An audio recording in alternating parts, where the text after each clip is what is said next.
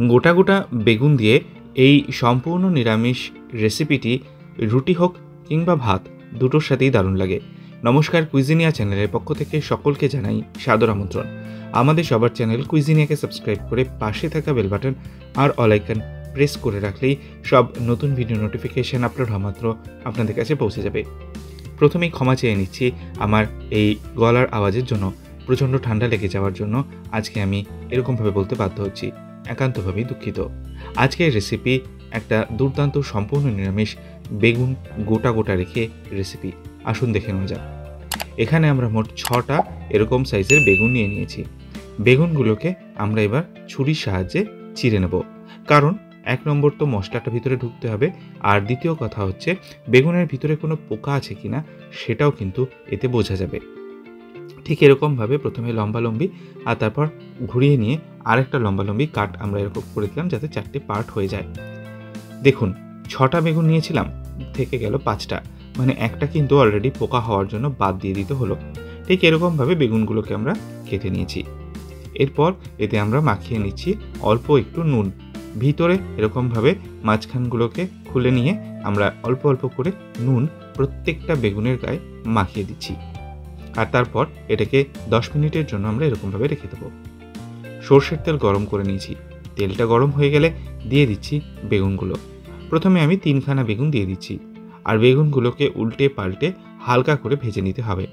খুব বেশি করে ভাজবেন না, যাতে বেগুন একদম নরম হয়ে যায়, তাহলে কিন্তু সেটা ঝোলে দিলে একদম মিলেমিশে একাকার হয়ে যাবে, ভালো লাগবে না। আবার একদম কমও যেন ভাজানো হয়। বেগুনের যে গায়ের যে চামড়াটা আছে, মানে কালো রঙের যে স্কিনটা আছে, সেটার কালারটা যেন ভালো মতো চেঞ্জ হয়ে যায়, সেই পর্যন্ত আমরা এগুলোকে ভেজে নিয়েছি। ভাজা হয়ে গেলে তুলে নিয়ে বাকি দুটো সেমভাবে ভেজে নেব। এগিয়ে যাব তার আগে মনে করিয়ে দিই আমার নতুন চ্যানেল লাইফ ইজ প্রেশাস, যেখানে জীবনের নানা দিক নিয়ে আমি আপনাদের সাথে আলোচনা করি। চ্যানেলটাকে সাবস্ক্রাইব করতে আজকের ভিডিও ডেসক্রিপশন বক্সের লিঙ্কটা প্লিজ চেক করে নেবেন। আর যদি ভিডিওগুলো ভালো লাগে লাইক শেয়ার কমেন্ট করতে ভুলবেন না। ফিরে আসলাম। এবার যে তেলটা অবশিষ্ট ছিল তাতে দিয়ে দিচ্ছি 1/4 টিস্পুন গোটা জিরে, 1/4 টিস্পুন হিং, দেওয়া হচ্ছে 1/2 ইঞ্চি পরিমাণ আদা, যেটাকে আমরা স্লাইস করে কেটে নিয়েছি। তার সাথে দেওয়া হচ্ছে 1 টেবিল চামচ পরিমাণ কসুরি মেথি হাতে ক্রাশ করে। এবার এটাকে আমরা 40 থেকে 45 সেকেন্ড সময় নিয়ে একটু নাড়াচাড়া করে নেব, ফ্লেমটাকে লো রেখে। তারপর এর মধ্যে আমরা দিয়ে দিচ্ছি টক দই, 1 কাপ টক দই। আর হ্যাঁ, অতি অবশ্যই ফ্লেম থাকবে লোতে, কেন কি টক দইটা যদি আপনি হাই ফ্লেমে বা মিডিয়াম ফ্লেমে করেন তাহলে ফেটে যাওয়ার একটা সম্ভাবনা থাকে। তাই লো ফ্লেমে এটাকে ভালো মতো আমাদেরকে কষিয়ে যেতে হবে, অন্তত পক্ষে মিনিট 1.5 থেকে 2 সময় নিয়ে।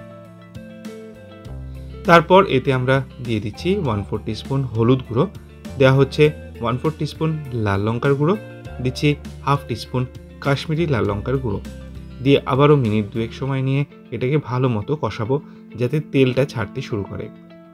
এরপর এতে আমরা দিয়ে দিলাম একটা টমেটো মাঝারি সাইজে, যেটা ছোট ছোট টুকরো করে কেটে নেওয়া হয়েছে। টমেটোটাকে দিয়ে ভালো করে আরও একবার মিক্স করে নিচ্ছি। এরপর এতে আমরা অ্যাড করছি 4টে কাঁচা লঙ্কা। কাঁচা লঙ্কাগুলোকে আপনারা চাইলে কুচিয়ে দিতে পারেন, আমি এখানে মাঝখান থেকে হাফ করে কাঁচা লঙ্কাগুলোকে দিয়ে দিচ্ছি, তাতে কাঁচা লঙ্কার স্মেলটা এই সবজির মধ্যে খুব ভালো মতো মিলেমিশে যাবে। একটু হালকা নেড়ে চেড়ে এরপর এতে অ্যাড করা হলো 1/2 টিস্পুন পরিমাণ ধনে গুঁড়ো। ক্যামেরাটা আমার এখানে একটু বন্ধ হয়ে গেছিলো। ধনে গুঁড়োটাকে দিয়ে মিলিয়ে মিশিয়ে তারপর আমরা এখানে দিয়ে দিয়েছিলাম ওই ভেজে রাখা বেগুনগুলোকে দিয়ে আরও একবার মিক্স করে নেওয়া হয়েছে। তারপর দিয়ে দিচ্ছি স্বাদ অনুযায়ী নুন, দিচ্ছি একটুখানি সামান্য চিনি। নুন আর চিনিটাকে দিয়ে এবার ভালো করে সমস্ত কিছু মিলিয়ে মিশিয়ে নেওয়া হচ্ছে। এরপর এতে আমরা অ্যাড করছি 250 মিলিলিটার পরিমাণ জল। বেগুন এমনিতে একটু ভাজা আছে, আর তাছাড়া সেদ্ধ হতে বেশি জলের প্রয়োজন হয় না, আর এটা খুব বেশি গ্রেভি রাখারও প্রয়োজন নেই, তাই এইটুকু জলেই হবে। ঢাকনা চাপা দিয়ে মিডিয়াম টু হাই ফ্লেমে 7 থেকে 8 মিনিট কুক করব। 8 মিনিট আমার এখানে হয়ে গেছে। ঢাকনাটাকে ফাইনালি খুলে নিলাম, আর উপর থেকে এবার ছড়িয়ে দিচ্ছি 1/2 টিস্পুন পরিমাণ আমচুর পাউডার।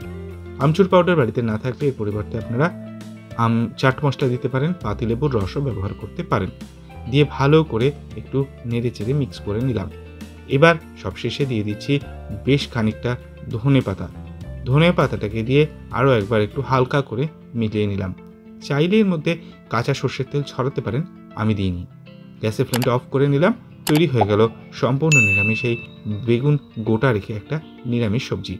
আশা করি রেসিপিটা ভালো লেগেছে। বাড়িতে বানিয়ে খেয়ে কমেন্টে জানান কেমন লাগলো। ভালো লাগলে লাইক এবং শেয়ার করতে ভুলবেন না যেন। যারা এখনও চ্যানেল কুইজিনেকে সাবস্ক্রাইব করেননি, অনুরোধ করবো চ্যানেলটাকে সাবস্ক্রাইব করে এই পরিবারের সদস্য হয়ে যাওয়ার জন্য। লাইফ ইজ প্রেশাস গল্পে শেখা লেখা চ্যানেল দুটিকে সাবস্ক্রাইব করতে আজকের ভিডিও ডিসক্রিপশন বক্সের লিঙ্কটা প্লিজ চেক করে নেবেন। সবাই ভালো থাকবেন, সুস্থ থাকবেন। দেখা হবে পরের রেসিপি নিয়ে। আজ এ পর্যন্তই, নমস্কার।